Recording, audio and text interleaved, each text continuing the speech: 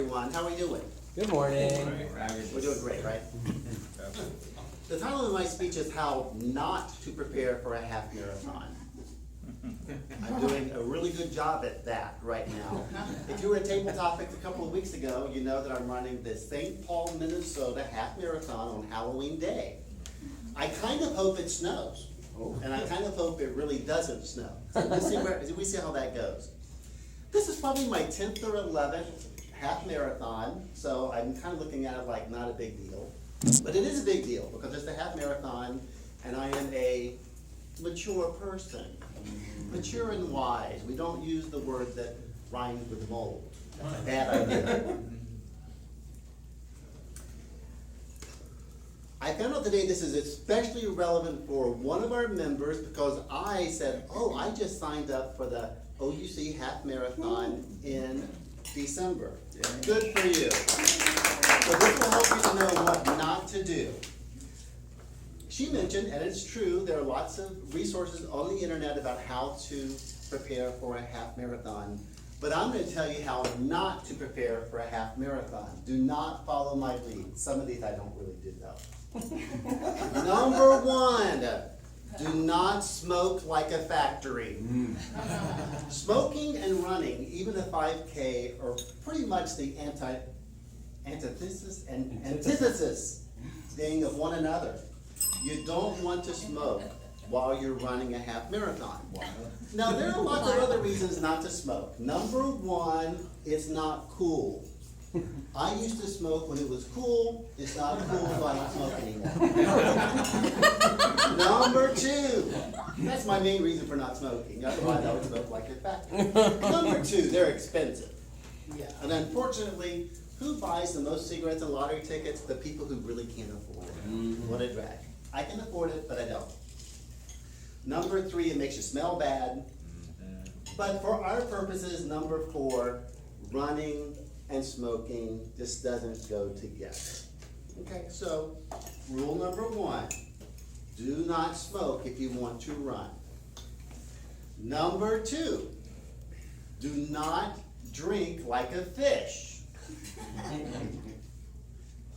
For one thing, drinking is a lot of empty calories. If you drink, and that's a big if, in my case, a big if.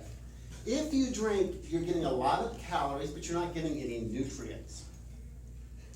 Also, so you're going to be carrying around a lot of extra weight when you're running your half marathon. That's not a good thing. Don't drink. Also, I understand that after a night of drinking, you don't really feel like running a marathon the next morning.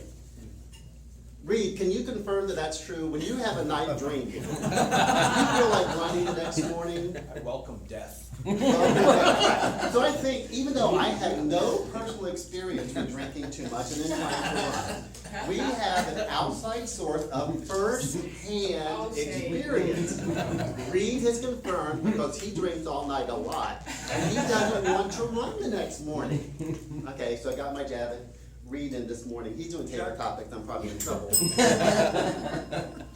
Number three, when you're preparing for a half marathon, do not make your diet consist mainly of junk food and fast food. Why is that? Again, it's kind of like drinking. It's a lot of empty calories.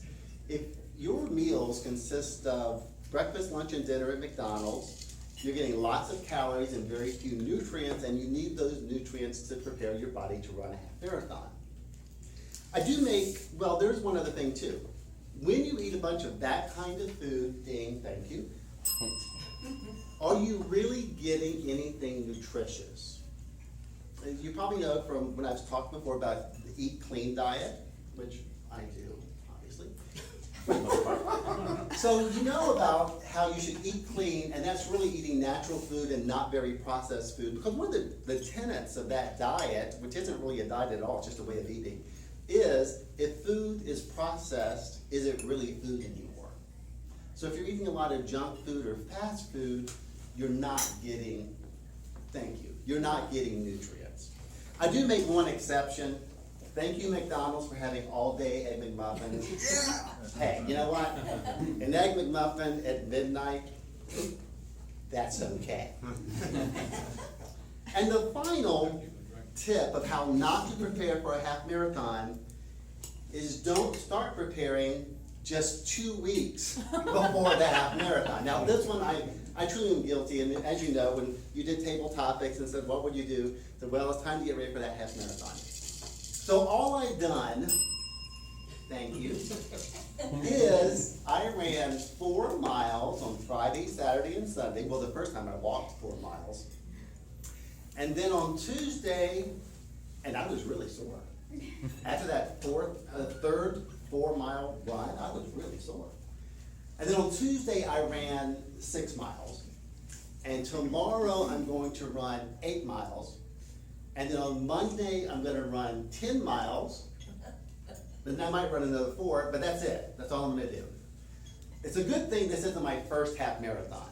So I'm gonna be ready. For one thing, it's gonna be in Minnesota, so it's going to be cold, and I'll want to run so I can get back by the fire at the casino so I can eat again and have a drink. But then I'm gonna need those empty calories, and especially get out of the cold weather.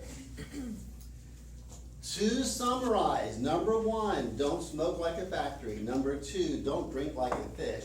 Number 3, don't eat junk and fast food. And number 4, do like I, and at least give yourselves 4 weeks, more than 4 weeks of training. She's doing an 8-week program, which is fine. When you do this, or don't do what I'm doing, basically, and you finish your half marathon, I'm gonna quote from the Bible, okay? I hope you're okay with that. Paul in the New Testament. I know you don't do the New Testament, that's okay. So what he said, the athletes in the Olympics, they do it to get a crown of laurels that will not last, but we do it to get a crown that will last forever. Well, guess what? When you're doing a half marathon, you're not gonna get a crown at all, but you are gonna get a medal. Ooh. Wow. So come join me. I know you want to go to St. Paul, Minnesota, correct? Yeah. Come with me and let's all run a half marathon really, really prepared. Thank you.